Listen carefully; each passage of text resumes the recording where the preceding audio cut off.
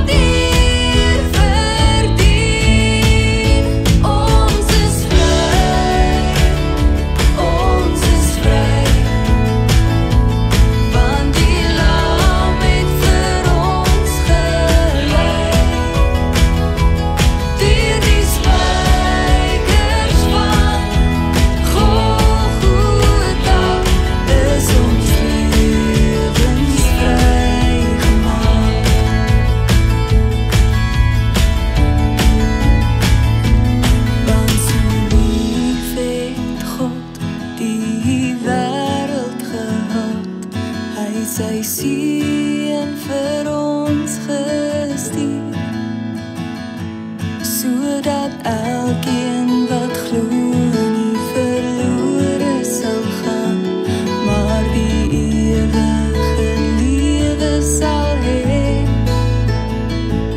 Want so lief het God die wêreld gehad, hy sy seun vir ons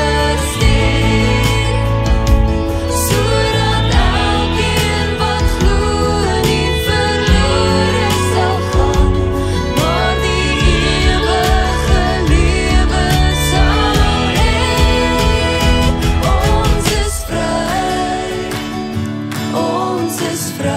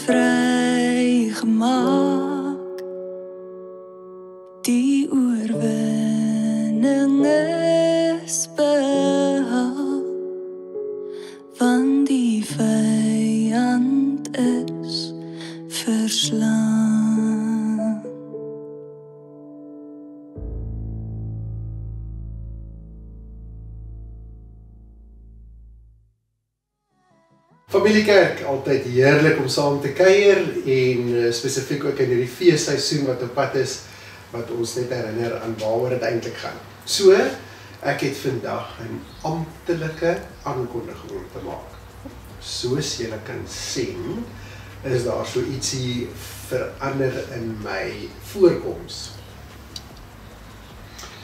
En ek wil net vir julle sê, dit is 'n toetsloopie, 'n toetsfase, maar dit is vir 'n baie spesifieke rede dat ons hierdie bokbaartjie besig is om te groei. En dit gaan omdat ek nuus het om te deel. Die nuus wat ek het om te deel is dat ek word oupa. En dit is wat aan die gang is. So ek wil net vir julle sê, dis die nuus en dis hoekom ek nou hierdie bokbaartjie het, om myself voor te berei vir die feit dat ek in 'n nuwe fase en 'n nuwe seisoen in my lewe ingaan, en vir ons as gesin is ons in die aardkrisaal baie opgewonde. Dis my fascinerend dat in hierdie proses die goed wat gebeur, maar dat een kind soveel opwinding kan veroorsaak en soveel drastiese gevolge het in 'n gesin, is eintlik so spesiaal om dop te hou en te sien, as jy sien hoe jou kinders reageer en wat hulle doen om reg te kry en voor te berei, en dis net eenvoudig so opwindend. Ons het die naweek het ons ooievaars tee gehad en daar was ook 'n doekebraai, iets wat nuut is vir my. Ek het nie geweet die mans doen ook iets deesdae nie, maar dit is baie oulik. Verskriklik innoverend, waar die jong manne het gereël vir 'n doekebraai, so almal van ons moes 'n pak doeke saamvat.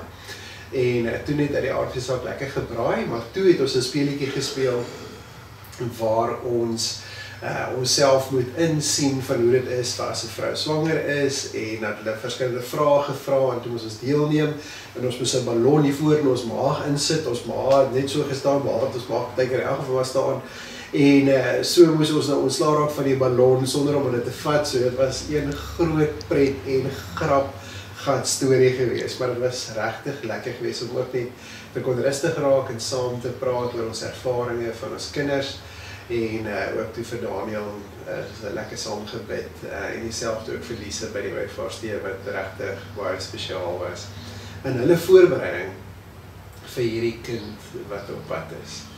En in elk geval, iets wat vir my mooi was, wat uitgestaan het van die geleentheid, is hulle het 'n gediggie geskryf vir Tania, om sommer net vir haar te sien hoe hulle oor haar voel en die drome wat hulle vir haar het en alles wat hulle in gedagte het vir hierdie kind wat op pad is.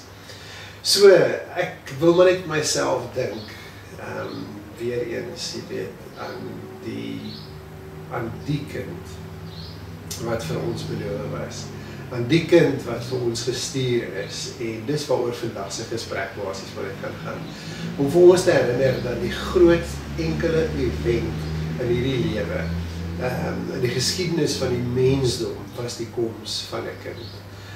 En alles rondom dit, en al die opwinding, en die onsekerheid, en alles wat saam met dit gepaard gaan, rondom hierdie kind wat kom.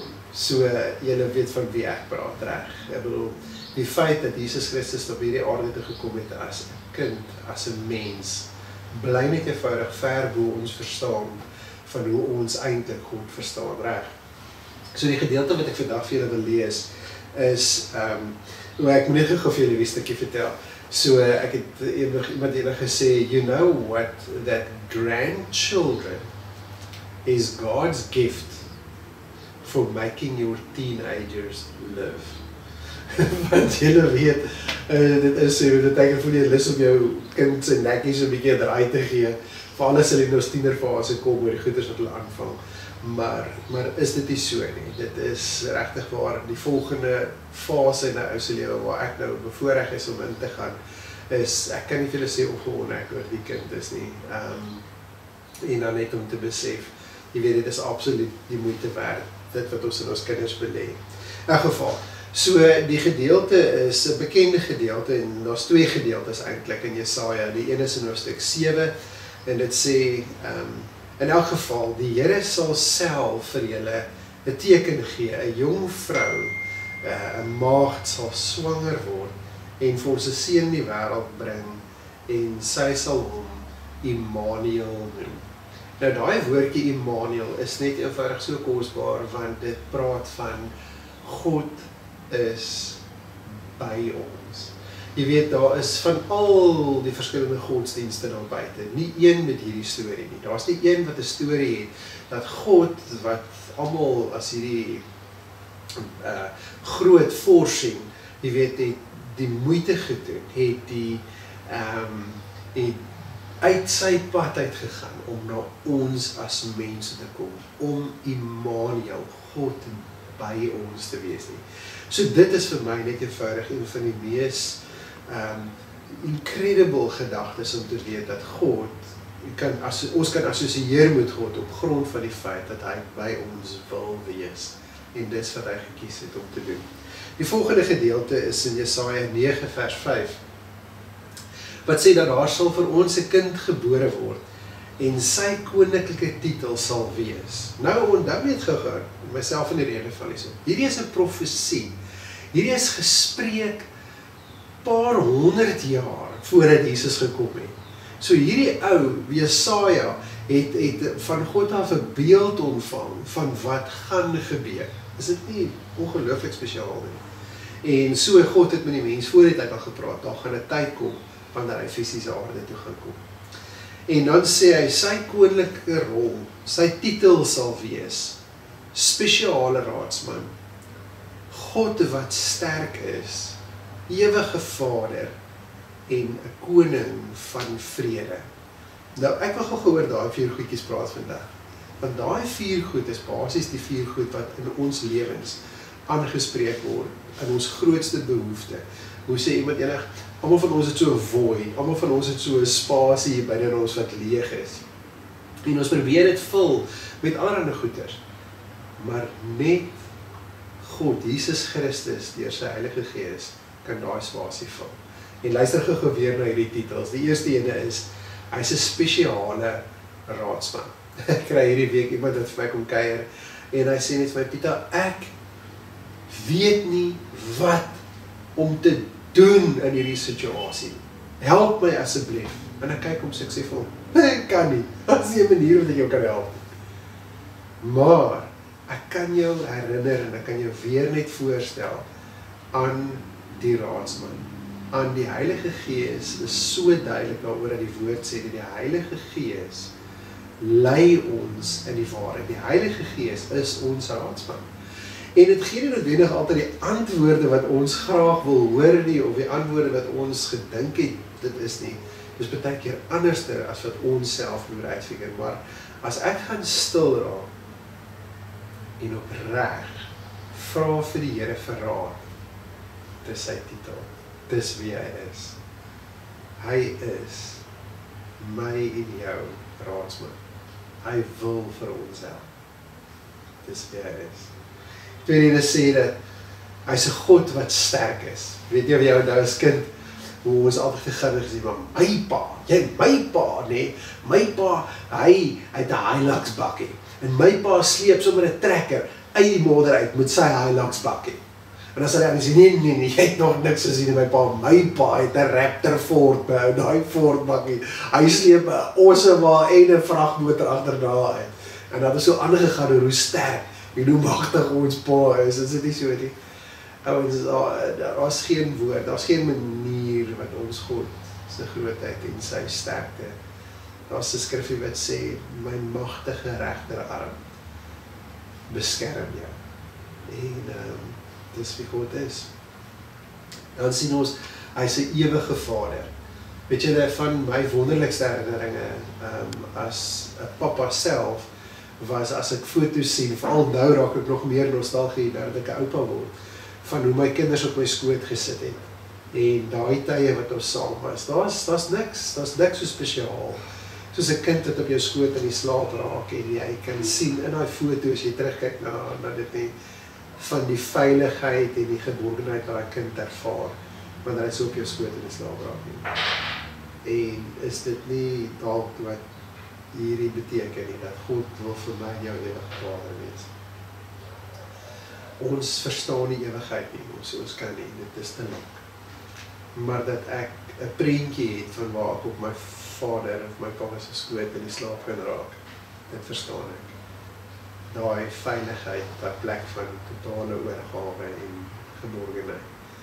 Dis ek glo dit by jou hart, die God vir jou my wil wees, sy ewige Vader. En dan die laaste ene is 'n koning van vrede. Nou ek weet nie van jou nie, maar van al die jare wat ek kappels trou en in my eie huwelik en enige verhouding wat ek al gesien het, ou kommunikasie en konflik is werklik. Jy weet, dit is maar net deel van ons lewe en daar gaan verseker konflik in jou lewe wees. Dis hoe die lewe is. En tog smag ons almal en begeer ons na vrede, 'n plek waar ons net kan veilig voel en vrede ervaar. En ek dink veral in hierdie Kersseisoen is dit die begeerte. Ek glo dit in julle hart vir God, vir jou en vir my ook. En dat daar vrede sal wees waar julle by julle huise bymekaar kom. So dit is die moeite werd om net vrede te maak en te vergewe. Jy kan nie vrede hê sonder vergifnis nie. En dis nie altyd maklik nie. So my gebed en my droom saam met julle vir hierdie seisoen is dat ons herinner sal word aan die feit dat vir ons 'n kind gebore is. Maar hierdie kind is nie net enige kind nie. Hierdie kind het titel.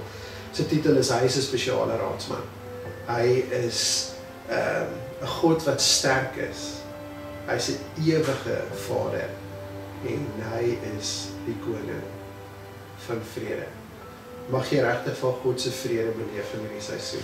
Mag jy regtig van beleef dat hy by jou is en dat hy vir ewig vir jou graag by hom wil hê.